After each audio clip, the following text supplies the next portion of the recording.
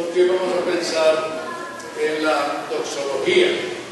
Yo no sé qué tanto sabe usted qué es una doxología, que yo casi no entendía qué es una doxología hasta esta semana, que ya obligatoriamente tenía que investigar qué es una doxología. Y encuentra en el diccionario que manejamos muchos años, que se llama Diccionarios de Fe y Esperanza, de Fe y Alabanza, encontramos 4 doxologías. Por lo menos 2 las cantamos, una que perseveramos en cantarla, que ya ustedes la saben cuál es, y tiene otras 2 más.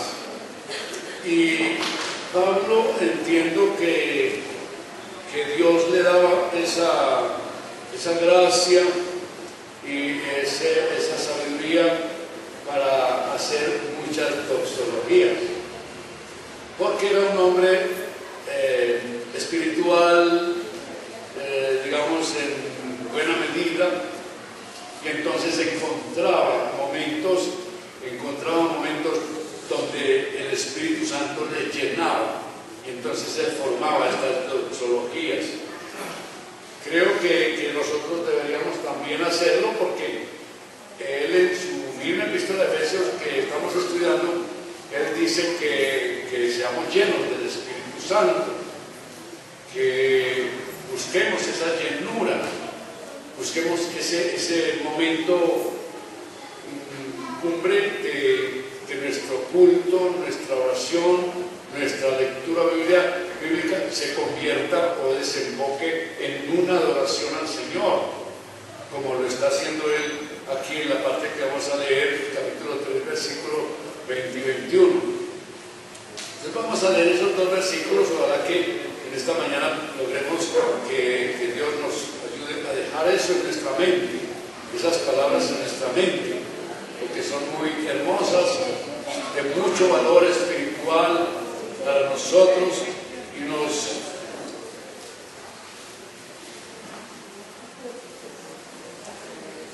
confirman en la fe, cuando nosotros lo hacemos con la debida reverencia y respeto, y dándole mucho honor a la palabra santa del Señor.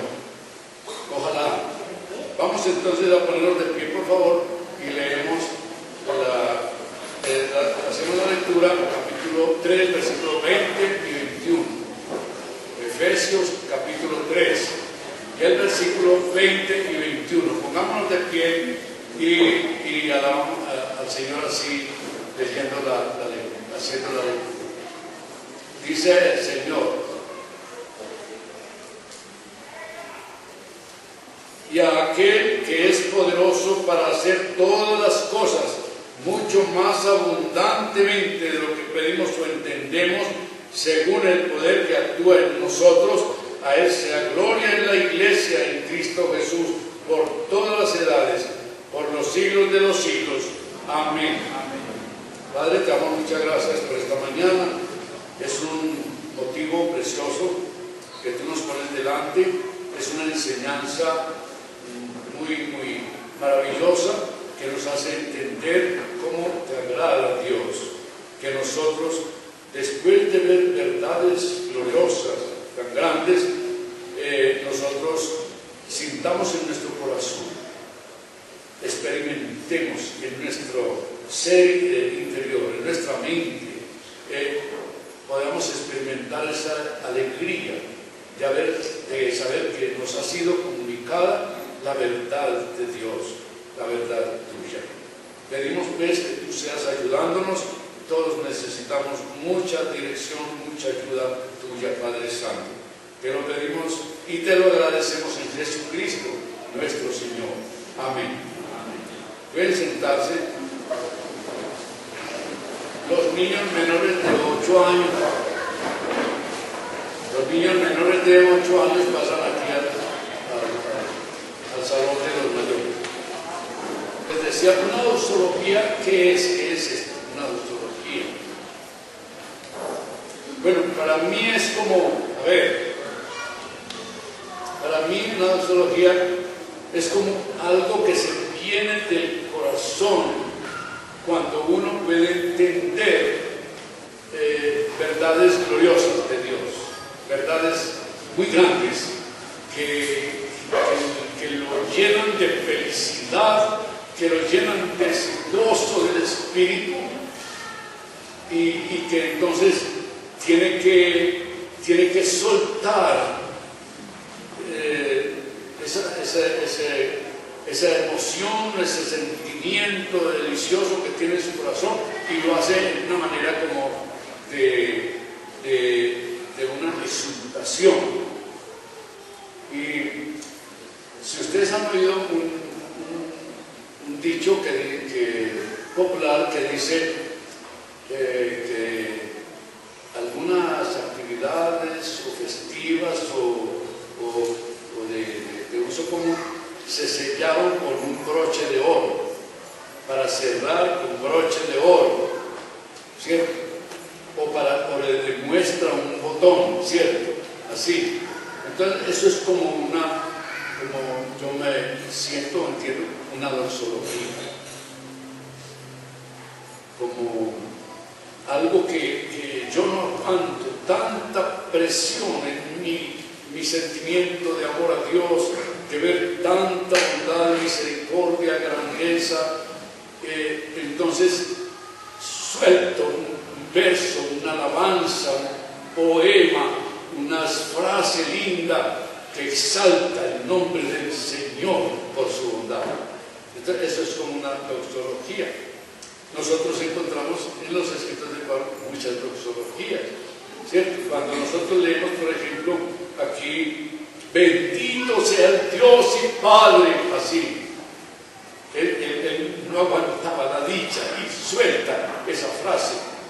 O en otras ocasiones, por esta causa, yo, Pablo, prisionero de Jesucristo, así.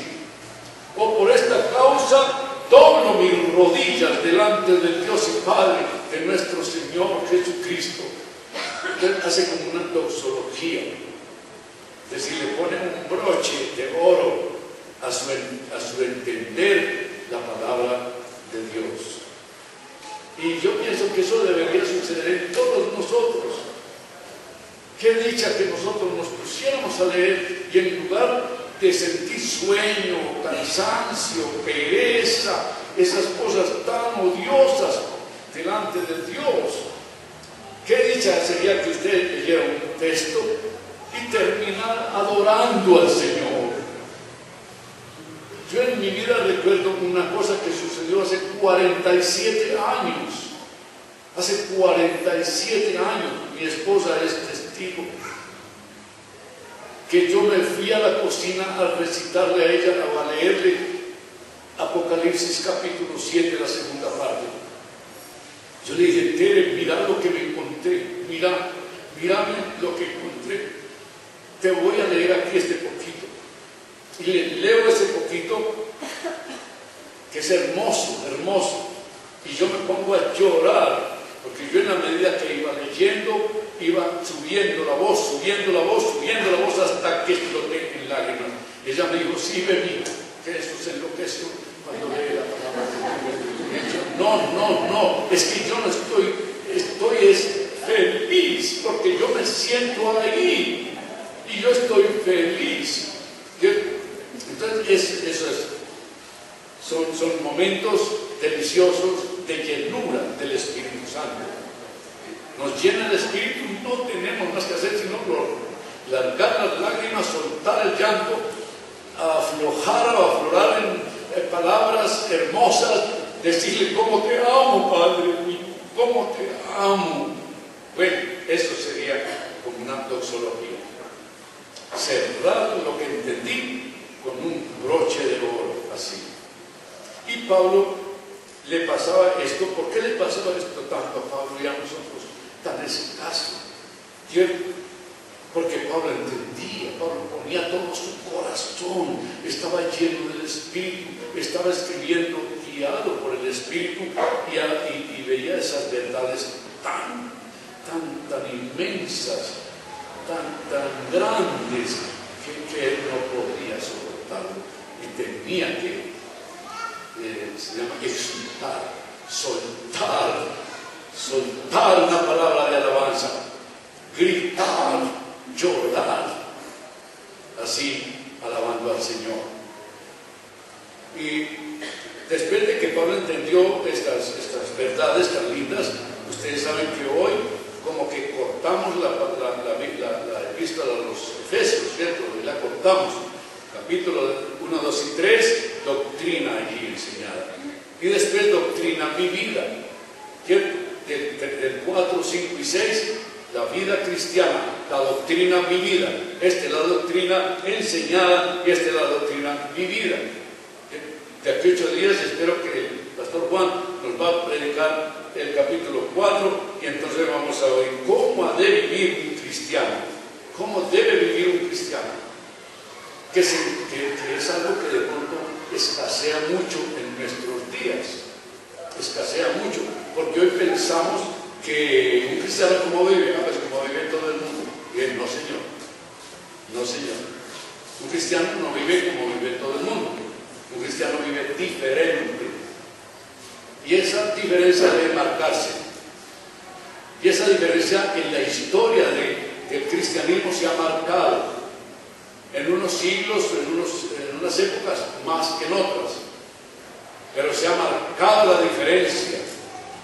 Por eso nos hablan de una época, por allá en el siglo XVII, donde surgió un grupo o movimiento cristiano que llamaron los puritanos y nos hablan bellezas de esa gente, hombres y mujeres que sabían qué es creer en Jesucristo, porque ellos le pusieron cuidado a la palabra, no se dormían cuando leían la Biblia, estaban felices escuchando, atentos, no se cansaban de leer la Biblia, la hacían todos los días, leían la Biblia y la aplicaban a sus vidas en una manera que el Señor les permitió, muy eficaz, muy hermosa, muy obediente.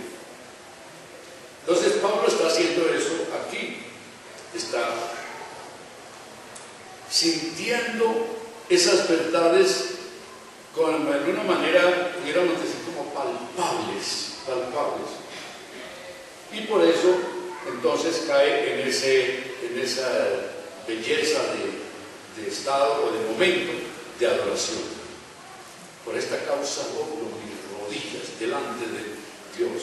¿Cierto? Y ahora dice en la de hoy, en nuestra doxología que tenemos hoy para meditar, y aquel que es poderoso para hacer todas las cosas mucho más abundantemente de lo que pedimos o entendemos, según el poder que actúa en nosotros, a Él sea la gloria en la iglesia, en Cristo Jesús, por todas las edades, por los siglos de los siglos. Amén.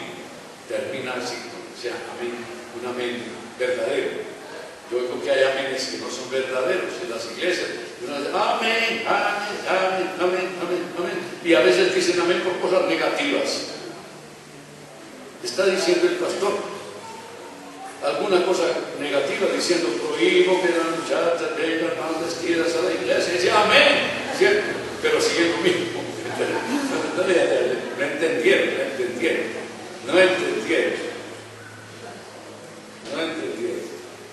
Entonces vamos a ver, primero tenemos que ver cuáles fueron las cosas, un poquito como de repaso, ver cuáles fueron las cosas que Pablo estaba entendiendo y que lo condujeron a ese estado de adoración tan lindo, tan genuino.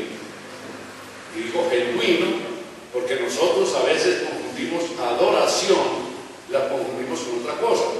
Por ejemplo, decimos que vamos a la iglesia y que están cantando un himno muy bonito y entonces las muchachas o los jóvenes también se ponen así y hacen mil cosas y hacen palmas y hacen mil bailes y mil bobadas que no son cristianas ni son bíblicas.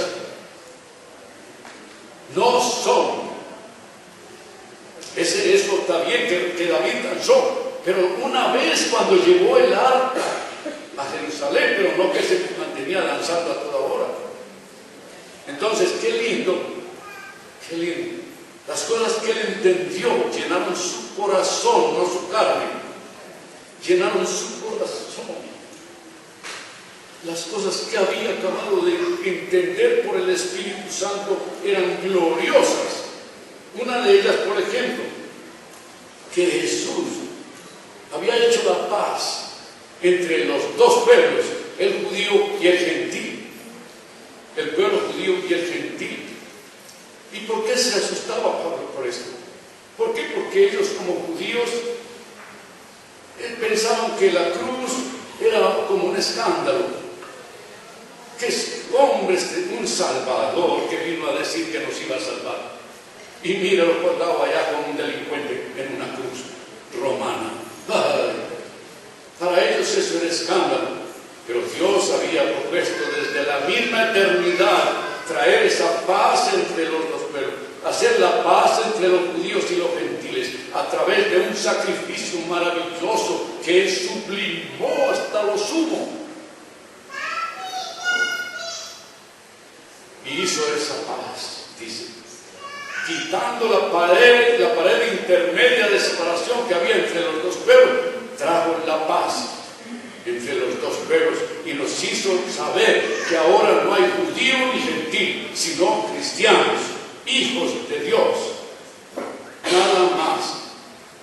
Ya nadie tiene que decir por qué es judío, por qué es gentil, sino porque es hijo de Dios, creyente, salvado, creyente.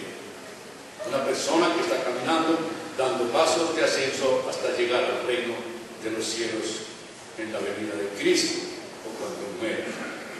Entonces él mira esto con tanto ánimo que él le hace entrar en un estado de adoración muy hermoso, porque Él es nuestra paz, dice Pablo, que de ambos pueblos hizo uno, quitando la pared intermedia de separación. Versículo 14 del capítulo 2. Entonces él se llena de gozo, Pablo se llena de gozo al saber esta verdad, poder descubrir este misterio, como hemos mirado en las predicaciones anteriores, este misterio que estaba oculto en la mente y el corazón de Dios hasta el momento preciso donde Él viniera a hacer esa redención preciosa que llevó a efecto en la cruz del Calvario. La otra cosa es que Él está hablando por el Espíritu Santo diciéndonos que la mejor cosa que una persona, un hombre o una mujer, la mejor cosa que puede aprender, conocer, escudriñar, buscar, es el amor de Dios. Yo no sé qué tanto nos ocupamos nosotros en saber cuánto me ama el Señor. Yo sé que le amo en una medida muy pequeña, pero Él me ha amado infinitamente. Y ese amor de Dios se ha manifestado en la cruz del Calvario. Y ese amor de Dios ha llevado al cielo a millones de hombres y mujeres. Y ese amor se ha manifestado en la humanidad, en la naturaleza, en todo se ha manifestado el amor de Dios para nosotros. Pero nosotros no nos ocupamos en estudiar esto, porque el mundo nos ofrece otras cosas para estudiar, otros asuntos que estudiar, que nos traen ciertos intereses que el hombre ha creado, ciertas que son importantes seguramente, pero no jamás. Si alguno gloríese en esto, dijo el profeta Oseas. Si alguno se gloríese en esto, en conocerme que yo soy el Señor. ¿Cierto? Qué bueno que nosotros pensáramos en las cosas importantes que nosotros tenemos para hacer en este mundo. Nosotros tenemos cosas muy importantes para hacer en este mundo. Una de esas es conocer el amor de Cristo. El texto que me tocó predicar a los 15 días dice eso tan hermoso. Para que habite Cristo. Pablo oraba por eso. Oraba por los cristianos. ¿Para qué? Para que los cristianos consigan mucho dinero. Eso no es así. Eso es mentira. Él nunca oró para que nos dieran plata. El cristianismo no es para conseguir plata. Él oró por un detalle, un asunto, una cosa que es a los ojos humanos como velada, pero a los ojos de un cristiano, una persona nacida de nuevo, enorme, enorme. El amor de Cristo. Como dice Pablo, el amor de Cristo me constriñe. El amor de Cristo me da fuerza, me echa adelante, me empuja. Por eso soy tan valiente. Estaba hablando de Pablo. Por eso tengo tantas fuerzas en mi debilidad, tengo tantas fuerzas para andar, para predicar, para amar, para fundar iglesias, para ganar gente para Cristo, para hacer toda esta obra que el Señor me regaló, porque el amor de Cristo está en mí. Y ese amor me constriñe, me empuja. Y él dice, para que habite Cristo por la fe en vuestros corazones, a fin de que arraigados y cimentados en amor, seáis plenamente capaces de comprender con todos los santos cuál sea la anchura, la longitud, la profundidad y la altura, y de conocer el amor de Cristo. Y de conocer el amor de Cristo.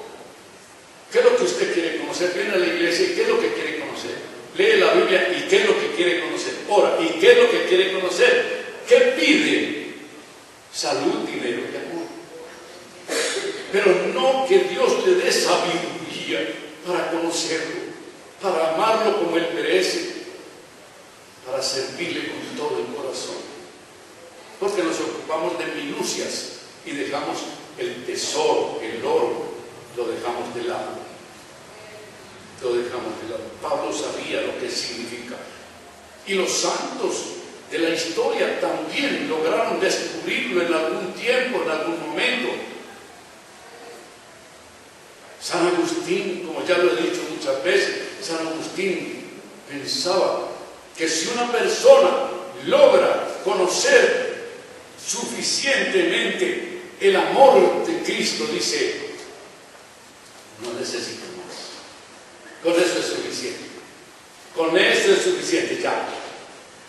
Si usted sabe mucho del amor de Cristo, con eso es suficiente. Y él sacó una frase muy interesante, dijo, ama y haz lo que quieras.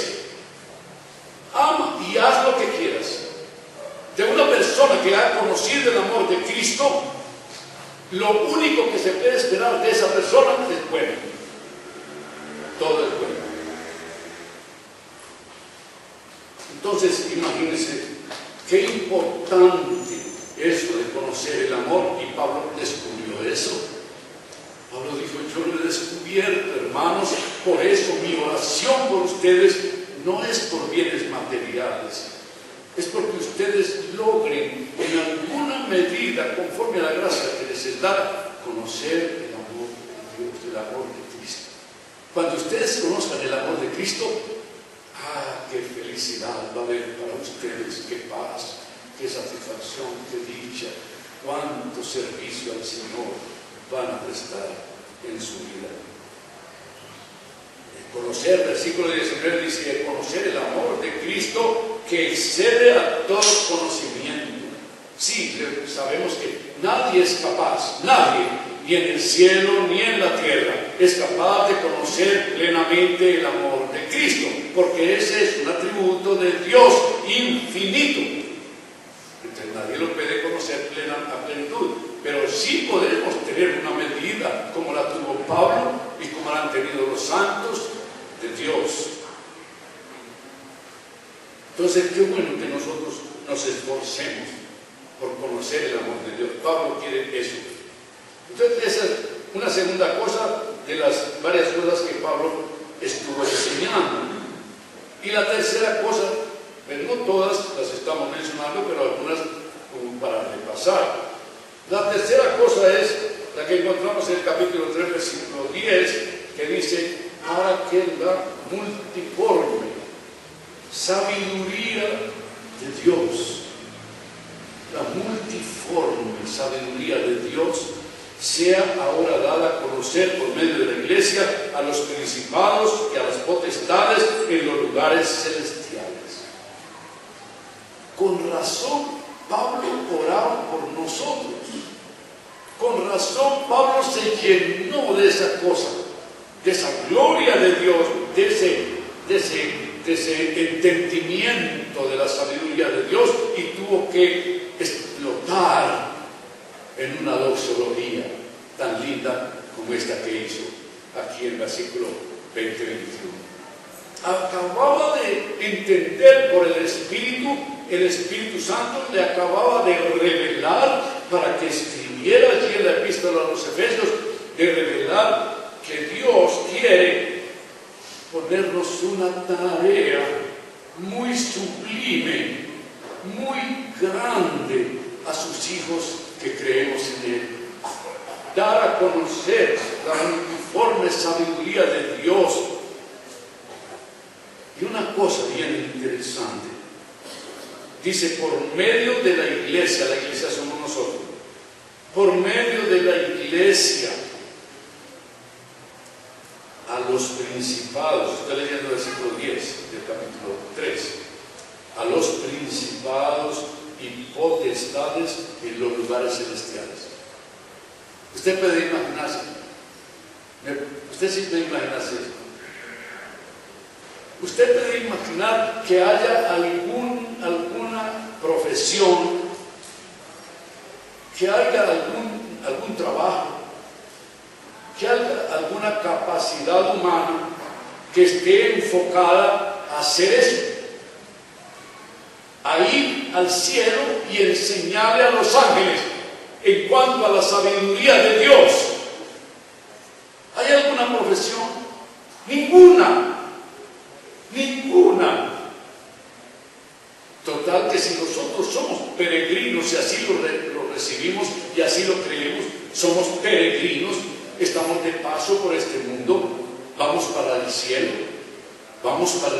usted no lo sabe, vamos para el cielo. Y tenemos una tarea, una profesión que nos lleva a eso de la enseñanza allá. Vamos a enseñarle a los ángeles. Los ángeles son seres sin pecado, seres espirituales, pero ellos no saben de estas delicias, cosas en las cuales anhelan mirar a los ángeles. Ellos no saben nada de esto. Ellos no saben. ¿Y quién les va a enseñar? Usted y yo. ¿Y qué tanto sabe usted de la Biblia? ¿Qué tanto sabe usted de esos atributos innumerables y eternos, infinitos de Dios? ¿Qué tanto sabe? ¿Ya ha escudriñado la Escritura a conocer todos esos atributos en una medida, aunque sea así de chiquitica? Siquiera esto, saber de esos atributos de Dios, de esas perfecciones de Dios, de lo que es Dios. Porque tenemos que contarle a los ángeles. Y cuando lleguemos allá, ¿qué les vamos a decir? No, yo no tuve tiempo de estudiar, señor Ángel San Gabriel, yo no tuve tiempo de estudiar la Biblia. Claro que yo viví 85 años, igual con Jaime, pero yo no tuve tiempo. Era que yo era tan trabajador,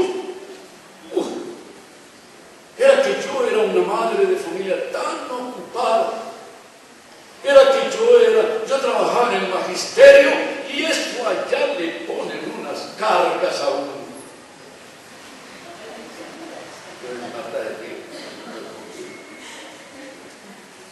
Y así todo, allá no valen las disculpas.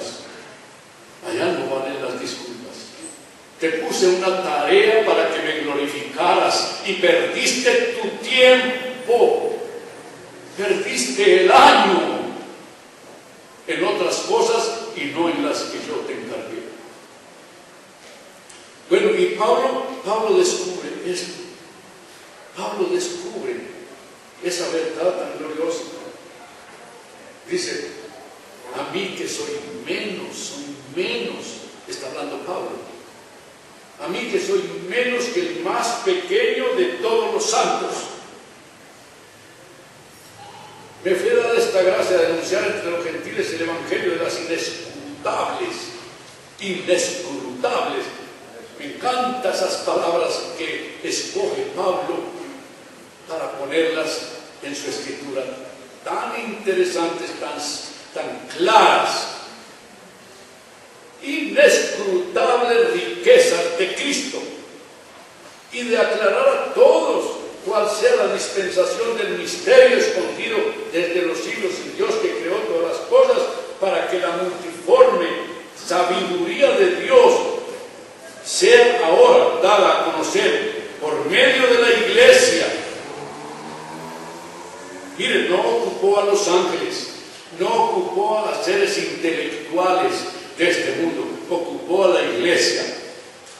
Ocupó a la iglesia. Y si usted ha leído 1 Corintios 1, allá dice: mirad vuestra vocación, hermanos, que no sois muchos sabios, ni muchos entendidos, ni muchos nobles. Y si somos tan poca cosa, ¿por qué nos escogió para eso? Porque enseguida nos entregaría la Escritura: y tengan hijos, conózcanme, porque les tengo una tarea en el cielo. Pero nosotros cerramos la Biblia toda la semana. Ahora estamos en el mes de la Biblia, estamos esperando que todos leamos la Biblia todos los días, así. No me diga que usted no tiene tiempo, que tiene que hacer una tarea, que tiene que hacer yo no sé qué, porque usted está diciendo algo que menosprecia la Biblia, la palabra de Dios. Pare eso.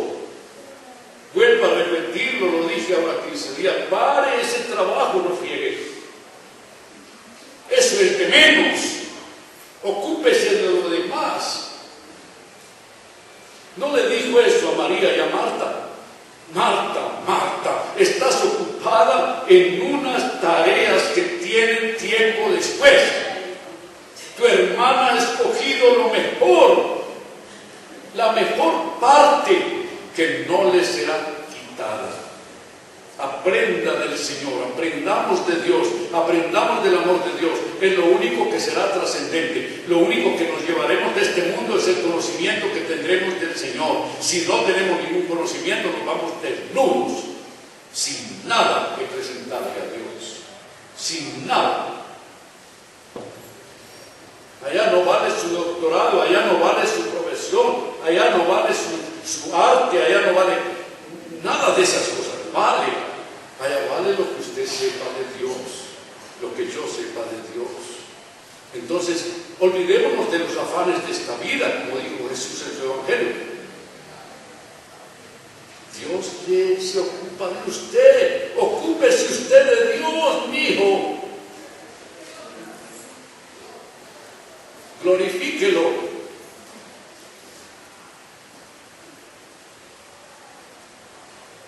Tenemos una tarea muy importante. Entonces, Pablo la descubre y eso les lleva a glorificar a Dios en adoración. Que la iglesia tiene que dar a conocer la multiforme sabiduría de Dios a las potestades, a los principados en los lugares celestiales. Si no cree usted esto, cree que yo estoy hablando baba, no. Léalo usted mismo. Mire sus ojos ahí. Ponga sus ojos en la Escritura. Ponga sus ojos en la Escritura. Somos una iglesia que se gloría de creer en la Biblia. Por eso tenemos por allá ese letrero atrás. Si no lo he leído, léalo ahora. Yo no tengo disculpa. Si me costen en una cosa donde yo no estoy haciendo conforme a la Escritura, bienvenido su regaño, su reprensión o su llamada de atención. Bienvenida. Porque es que nosotros tenemos una profesión, un oficio, donde nosotros tenemos que ocuparnos primero que todo de la palabra de Dios. Primero que todo de la palabra de Dios. Bueno, entonces, volviendo otra vez a la doxología que estamos queriendo estudiar o profundizar o mirar un poquito, entonces volvemos allá. Entonces, él, como Pablo, siempre usando palabras muy hermosas, las mejores del idioma griego y ahora las mejores de la fe del idioma castellano. Entonces él dice: ¿y a qué? No pone nombre, pero usted sabe quién es aquel. Y ojalá que lo tenga claro, porque un día usted y yo nos plantaremos delante de aquel y daremos cuenta de lo que hicimos estando en el cuerpo, sea bueno o se amarga. Indefectiblemente, todos compareceremos ante el tribunal de Cristo. Así que llamarse cristiano o decir que usted es cristiano tiene su costo. Eso tiene su costo. Créame que tiene su costo. Y yo lo he aprendido hace muchos años. Por eso, en una manera muy ordinaria, como soy, en una manera muy simpática de pronto, les he dicho que el que se mete a cristiano se metió en la grande. Se metió en la grande. Muchas gentes se meten de cristianos soñando bobadas. Pero cuando nosotros entendemos que es el Espíritu Santo el que me tiene que meter, porque el Señor añadía a la iglesia cada día los que habían de ser salvos. Si fue el Señor que me trajo a esta congregación, yo tengo que entender la doctrina cristiana. Pablo ora por eso. Tengo que entender que yo voy a ser con unas responsabilidades muy grandes en el futuro celestial. Voy a estar feliz, sí, eso es verdad, pero yo no puedo llegar así de cualquier manera ya. No nos dice el Evangelio que encontró el Señor que invitó a un banquete, encontró que había uno que no estaba vestido de bodas. ¿Y qué dijo ese Señor? Cójanlo, amárrenlo y échenlo a las tinieblas de afuera. ¿Ese qué está haciendo aquí? Dios es severo. Dios es severo. Es amor, sí, amén. Dios es amor. Pero también es severidad y justicia. No crea que lo va a pasar por alto. No quiso leer mi palabra. No le puso atención a mi palabra. No reconoció el oficio que le tenía yo preparado para este Edén de felicidad que es el cielo. ¿Qué está haciendo aquí? ¿Qué está haciendo aquí? Amárrenlo, échenlo a las tinieblas de afuera. Y aquel que es poderoso, dice, aquel, yo creo que no necesitamos decir el nombre, pero es bueno decir el nombre. Nosotros creemos en Jesucristo, el Hijo de Dios, el Santísimo, el Siervo del Altísimo. Nosotros creemos en el Señor Jehová de los ejércitos, el único Dios verdadero. Los demás son ídolos. Los demás dioses que ustedes mencionen, los budistas o los santeros de aquí de Centroamérica, o todos esos dioses falsos, son basura, niño. Son basura. No es Jeremías, el que nos dice que Dios dice que todos esos dioses salgan de mi presencia, dice el Señor, porque ellos no crean nada. El único que ha creado los cielos y la tierra y todo cuanto se contiene en ellos se llama el Señor Jehová de los ejércitos, nuestro Dios, Padre y Señor del Señor Jesucristo. Tenemos que ser claros. A mí me encanta, por ejemplo, cuando leo en uno de los salmos y aprendo que yo creo, el Dios mío es el Dios de Jacob. Ese que le hizo esa vida a Jacob así tan especial, fue el que me hizo la mía. Ese que en su paso por este mundo enriqueció a Jacob, es el que el paso por este mundo me enriquece a mí. Ha derramado sobre mí bondades innumerables, bondades enormes. Y yo le doy gloria al Señor por eso. El viernes cuando el médico me dijo, don Jaime, usted en su corazón no tiene absolutamente ninguna enfermedad, que no tiene nada en su corazón. Yo le dije, la gloria es para el Señor médico. Muchas gracias. La gloria es para el Señor. Él me ha enriquecido también, con salud, con bienestar, con dicha, con alegría, con un atrevimiento a un ministerio. todo al Señor puedo. Pero tengo que recordar que yo tengo una tarea que hacer a ese Señor. Por eso lo llamo mi Señor. Una tarea del cielo. Y tengo que leer la Biblia.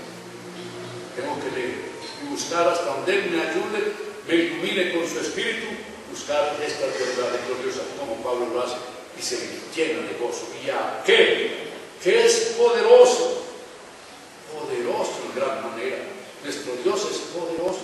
No lo olvidemos. A veces se nos olvida, ¿no es cierto? Se nos olvida que servimos a un Dios todopoderoso. A veces oramos y oramos como oramos, pidiéndole minucias al Señor. Y no pedimos lo grande. Hay que ver las oraciones de Pablo. Pedía cosas grandes, grandes. Qué bueno que aprendiéramos a orar por cosas grandes. No nos pasaría lo que le pasó a este hombre, que el príncipe, cumpliendo años y queriendo tener una acción de gracia con su pueblo, llamó a todos los que estuvieran necesitados para que vinieran y pasaran frente a él haciendo sus solicitudes, sus peticiones. Y pasó el uno y pidió un mercado siquiera para un mes. El señor príncipe, siquiera para un mesecito comida. Siga para allá. Pasó el otro y le dijo: ay, príncipe, yo quiero ropa porque yo estoy muy joven y me gusta mucho la ropa de marca. Yo quiero unos 4 o 5 vestiditos, pero de marca. Yo siga para allá. Y pasó el otro y le dijo: ay, una señora, ay, señor príncipe, una casita donde morir. Un ranchito por ahí. ¿Dónde morir? Yo siga para allá. Y así pasaron un desfile de gente pidiéndole cosas al príncipe, cuando aparece un sinvergüenza ahí. Pasa arrastrado. Y va pasando aquí con esa forma de ser como tan cínico, este sinvergüenza. ¿Y vos qué pedís?, le dijo el príncipe. Y le dijo: yo pido que me dé $5 millones. Y le dijo: hágame el favor, tesorero, dele $5 millones. Este pidió como que yo soy un príncipe. Estos otros pidieron como que yo fuera un limosnero. Uno de los misioneros más lindos que han existido en la historia, Guillermo Carey, un pastor y misionero bautista. Guillermo Carey escribió una frase muy hermosa. Dice: pedir cosas grandes al Señor y esperar cosas grandes del Señor. Qué bueno que nosotros pidiéramos así como Pablo. Y aquel que es poderoso para hacer todas las cosas mucho más abundante de lo que nosotros pedimos o entendemos. Dios es un ser omnipotente, infinitamente sabio, y quiere que nosotros le pidamos en una manera especial. Aquel que es poderoso para hacer todas las cosas mucho más abundantemente de lo que pedimos o entendemos, que aprendiéramos a pedir cosas grandes, imposibles, que un hombre no las dé. Ningún hombre no las puede dar, ningún hombre me puede solucionar mis problemas, pero Dios sí. Dios sí puede hacer. Dios es todopoderoso. Y entonces sigue escribiendo en su doxología, Pablo dice: según el poder que actúa en nosotros. Yo no sé si usted ha pensado cuál es el poder que actúa en nosotros, pero estamos en un momento crucial de la historia de la humanidad. Despertemos y verá que entendemos. Estamos en un momento crítico de la historia de la humanidad. Quizás sea el final de los siglos ya. Quizás. Y es el momento donde nosotros podemos pedir conforme al poder que actúa en nosotros. ¿Cuál es el poder que actúa en nosotros?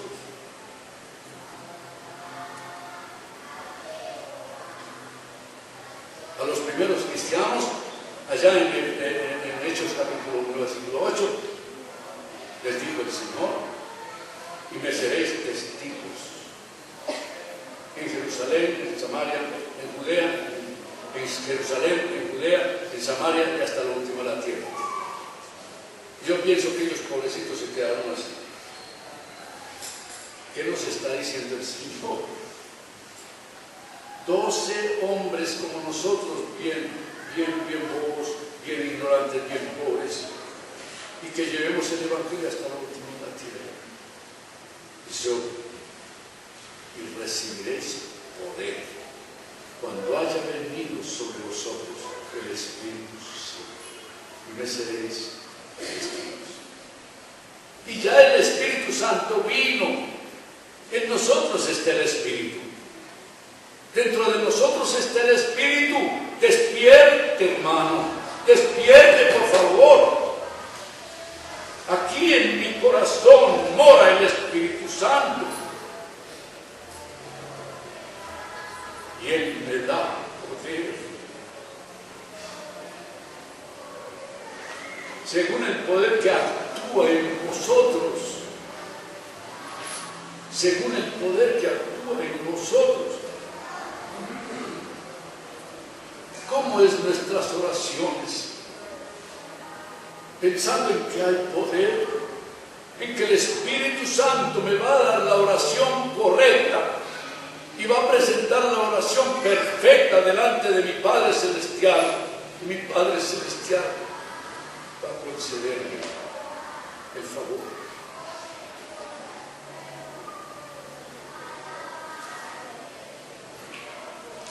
Si nosotros pasamos la hoja aquí al capítulo 2, encontramos una predicación, una porción que predicó el hermano Juan hace como ya 4 o 5 semanas. Y allí encontramos el capítulo 1, versículo 19, donde dice el Señor: ¿y cuál la supereminente grandeza de su poder, el poder de Dios? ¿Y cuál la supereminente grandeza del poder del Señor para con nosotros, los que creemos? Usted cree en el Señor Jesucristo, usted cree en el Evangelio, entonces usted tiene también la participación de ese poder supereminente de Dios.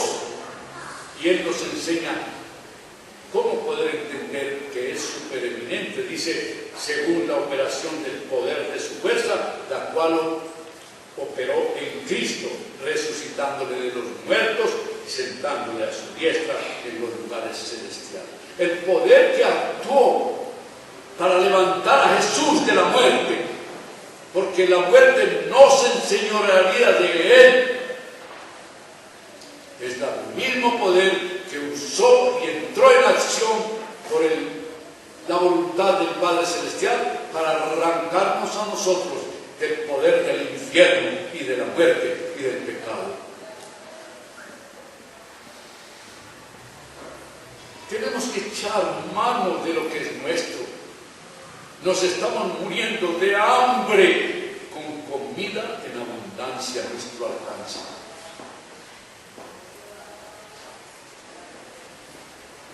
No puede ser. Si Dios nos da todo, ¿cómo que estamos unos limosneros? ¿Cómo así? Él nos ha prometido: pedid y recibiréis, buscad y hallaréis, tocad y se os abrirá.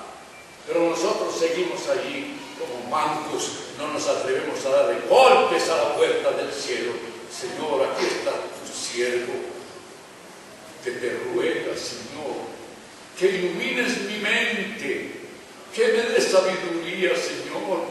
No te voy a poder cumplir, en mis fuerzas no soy capaz. Señor, ayúdame, que yo pueda entender la doctrina, que antes que rechazarla y salir de la iglesia, antes me confirme más en mi iglesia, donde me enseñan la verdadera doctrina.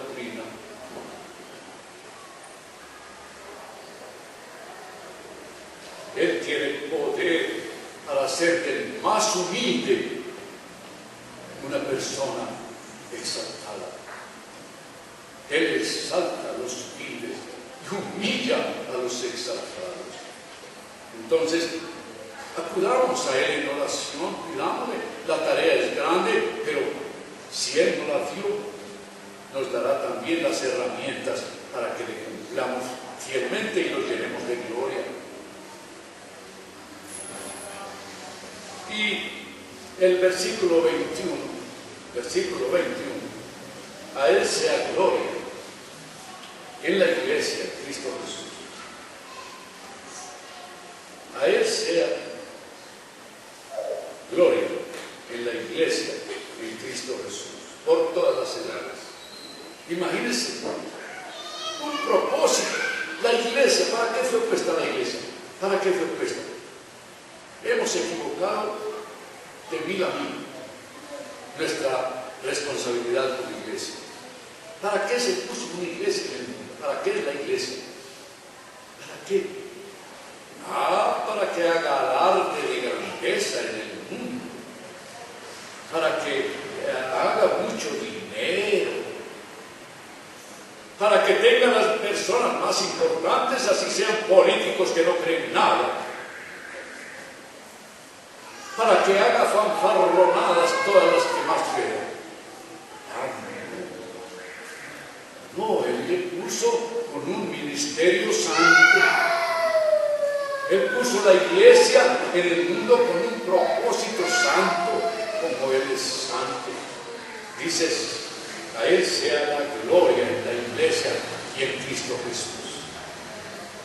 Para que lo glorifiquemos, para que le honremos, para que le adoremos, para que nosotros, siendo personas humildes, nos convirtamos en personas que glorifican con su honestidad, con su pulcritud, con su maravilloso comportamiento en este mundo. Demos gloria al Señor, gloria al Señor. A Él sea la gloria en la iglesia. La iglesia, ¿no es cierto? La iglesia. Pero es que nuestra iglesia no es grande, como esas de miles de personas. Es que nuestra iglesia... Él no dijo si era una iglesia grande o pequeña. La iglesia, donde hayan 2 o 3 congregados en mi nombre, allí hay una iglesia. Allí hay una iglesia. La iglesia no es iglesia por ser numerosa, ni la iglesia es grande, es iglesia por ser rica. No. Si quieres saber más, coja su evangelio, coja su Biblia y lea el evangelio. El Señor no es hombre, el Señor Jesús no fue hombre de multitudes, no ha descubierto eso. A Él las multitudes no le gustaban. Ustedes me siguen por lo que les doy, les dijo un día. El Señor es Señor de los hombres y mujeres piadosos, obedientes a su palabra. Ese es. Y allí donde hayan 2 o 3 piadosos, obedientes a su palabra, allí está la iglesia del Señor Jesucristo. Esa es la iglesia. Y a ese se le puso esa tarea de darle gloria al Señor. La iglesia fue puesta para glorificar al Señor, engrandecerlo, hacer que su nombre brille, hacer que su nombre sea reconocido.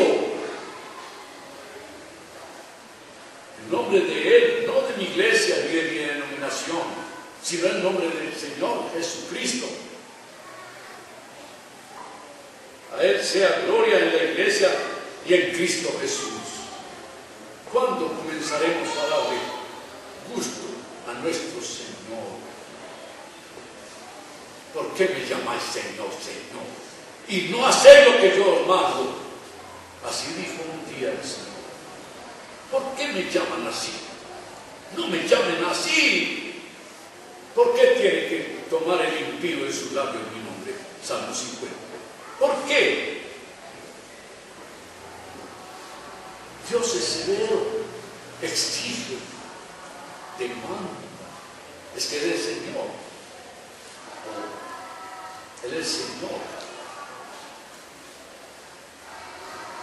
Gloria en la iglesia y en Cristo Jesús, por todas las edades.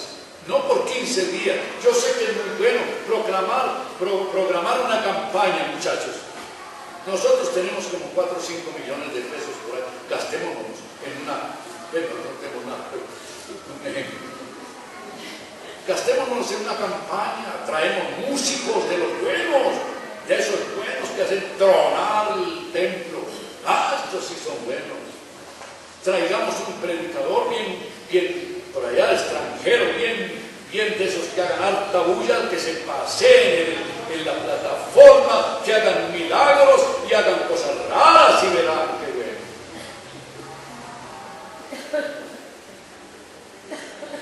Sí, pasó la semana de campaña y ya nos gastamos los 4 millones. ¿Qué nos queda? Nada. El Señor está diciendo aquí que le demos gloria, los que seamos creyentes cristianos, le demos gloria y a Jesucristo. Le demos gloria por todas las edades. Dios no le gustan los creyentes de 15 días, de 1 año, de 2 años. No, eso no le gusta. Ni de 100 años tampoco. Me gustan los que por todas las edades. Conocí al Señor y me muero en el Señor. Pablo conoció al Señor y se murió en el Señor. Fiel hasta la muerte. Hasta la muerte. Por los siglos de los siglos. Por todas las edades. Pasarán generaciones y generaciones y generaciones, y esa sería otra tarea nuestra. ¿Qué le vamos a entregar a nuestros descendientes? Yo le estaba hablando a Juan, el año entrante, al pastor Juan.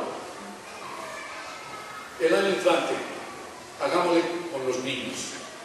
Esa generación que apenas viene. Si los adultos no quieren oír, no quieren entender, no quieren obedecer, hagámosle con los niños. Hagámosle con los niños a ver. Esa es la generación que viene, que está en nuestras manos, que está con la mente limpia, que va a aprender, que va a entender. Hagámosle con los niños. Porque es que hay que esperar que las edades siga la iglesia. Las puertas del infierno no prevalecerán contra ella. Usted ha entendido ese versículo. Yo lo he entendido hace mucho tiempo, no sé si mal o bien, pero lo he entendido. Las puertas del infierno no prevalecerán. Ella empuja adelante.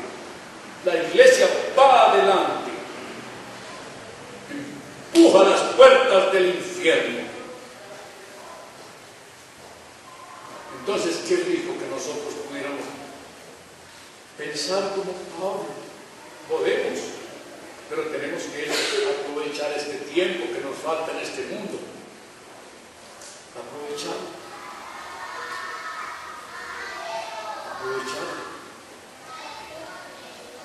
Cuando esta semana en uno de los exámenes que me pareció muy horrible, me produjeron una taquicardia. Y yo pensaba, Señor, me voy a morir. ¿Y yo qué he hecho en este mundo? ¿Qué he hecho yo en esta vida? Padre Celestial, y ya se me está acabando el tiempo. Mentiras que da nervios, pues, porque uno se pone muy mal. Pero Dios, si nos da 15 días, o 20 días, o un mes, o un año, ocupémonos. Vamos a ocupar ese tiempo en darle gloria al Señor. Darle gloria al Señor, no darme gloria a mí. No darme gloria a mí. Examine su corazón, porque a veces nosotros nos damos gloria a nosotros. Y hacia aquí no hacen una cosa, yo me voy. Es que usted es tan importante. Yo creí que lo importante aquí era Él. Yo creí que lo importante en la iglesia era Él. Aquel. No, como que es usted. Ya que no lo sabía. Por los siglos de los siglos. Y termina ese texto San Pablo con un amén de esos de verdad. Me imagino que si él lo hubiera dicho, no, esto lo estaba escribiendo, pero si lo hubiera dicho con la boca, lo había oído en toda la ciudad. En toda la ciudad lo hubieran oído. Porque él termina con un amén. Un amén de verdad. Un amén de verdad. Así sea, así se haga, Señor. Así se haga, que tu iglesia haga de esa manera. Que tu iglesia haga de esa manera. A Él sea la gloria en la iglesia en Cristo Jesús, por todas las edades, por los siglos de los siglos. Amén. Qué lindo, qué lindo. Hermanos, que Dios nos bendiga y nos ayude a mirar la palabra como lo que es de la palabra de Dios. Palabra de Dios. Qué bueno, qué bueno. Vamos a terminar con una oración. Padre, te damos muchas gracias. Tu bondad es infinita, tu amor hacia nosotros, tu paciencia. Señor, tu sabiduría, tenemos que conocerla. Señor, este atributo igual a todas tus perfecciones, pero nos has puesto tarea con esto. Que nosotros podamos hablar de los ángeles, de la perfección tuya. Ellos te han mirado desde los siglos, desde que tú los creaste te han mirado. No conocen el pecado como nosotros, no conocen el sentirse condenado como nosotros, no conocen el sentirse acogido por el Dios Todopoderoso como nosotros. Prepáranos para comunicarles el mensaje a ellos, hablarles de tus atributos, de tus perfecciones. Estaremos felices, Señor, por los siglos. Pasarán edades y siglos, y nosotros conociendo tus atributos, felices de saberlo, felices de contarlo con todo el corazón. Pedimos tu bendición, Padre, en esta mañana sobre todos y cada uno de nosotros, que sean nosotros en tus manos, que seamos nosotros en tus manos, ese barro dócil para enseñarnos tus verdades, para mostrarnos tu bondad, para hacernos ver la grandeza de tu nombre y la pequeñez nuestra, para que así te alabemos como Pablo, caigamos de rodillas cuando leemos estas verdades en adoración a ti. Te lo pedimos en el nombre de Jesús. Amén.